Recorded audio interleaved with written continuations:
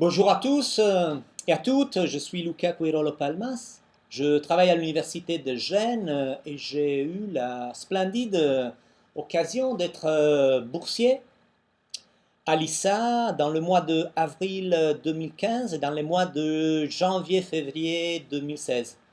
Je suis un sociologue, je suis arrivé à Tunis dans l'université de Tunis El Manar pour essayer d'étudier d'un point de vue de la sociologie et du cinéma les transformations de la société tunisienne contemporaine.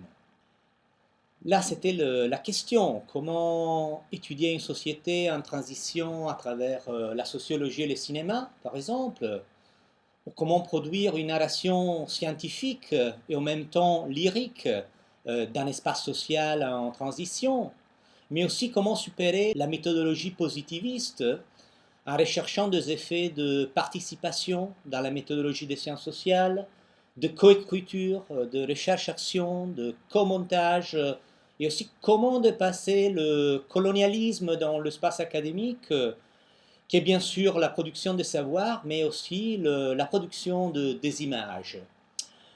Et comment, bien sûr, produire des imaginations, des imaginaires capables d'arriver à des publics plus vastes, produisant des nouveaux symbolismes, des nouvelles références.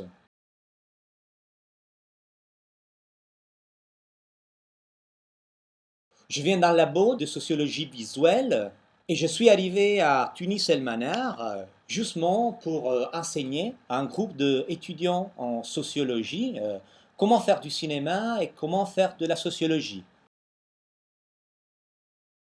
On a 10 ans d'expérience dans la production de films sociologiques dans notre laboratoire à l'université de Gênes. On est débarqué à Tunis, on est tombé sur un super groupe d'étudiants et étudiantes très motivés, très engagés, qui aimaient bien réfléchir sur la société, très amoureux et amoureuses de leur métier, de la sociologie.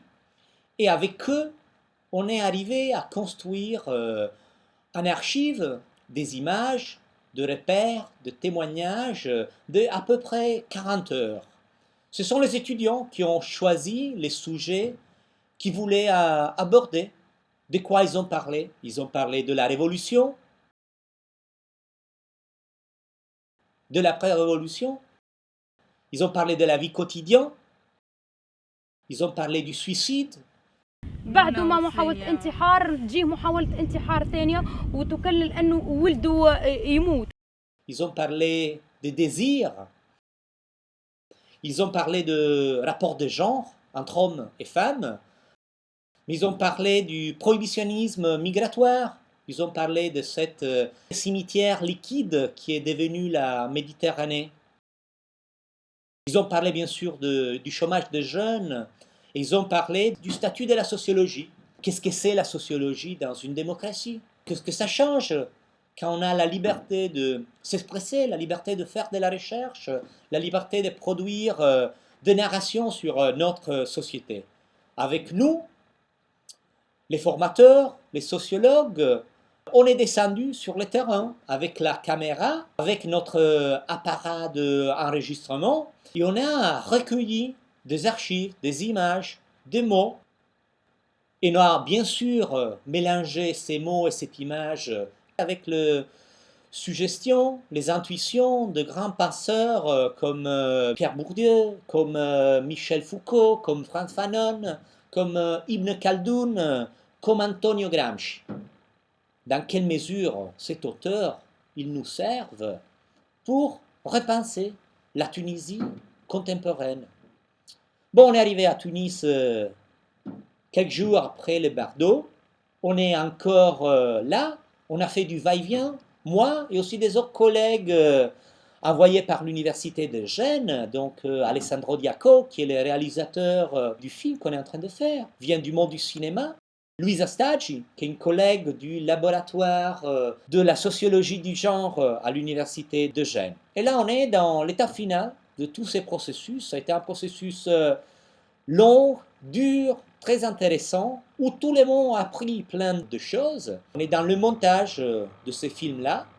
On a fait les images ensemble et donc on est encore dans la formation. On est en train d'enseigner aux étudiants qui ont participé comment on fait du montage, comment à partir de l'archive on construit une ligne narrative qui en même temps soit sociologiquement argumentée, sociologiquement fondée, pour expliquer, pour raconter, pour narrer la Tunisie contemporaine dans tous ses états. Bon, on espère bien que grâce au projet Alissa, vous pourriez tout voir notre film collectif qui va sortir dans quelques mois. C'est un produit de la formation, ce film-là. C'est un produit de la coopération. C'est un produit tout simple qui on met à disposition pour la formation des autres imaginaires grâce au projet Alissa.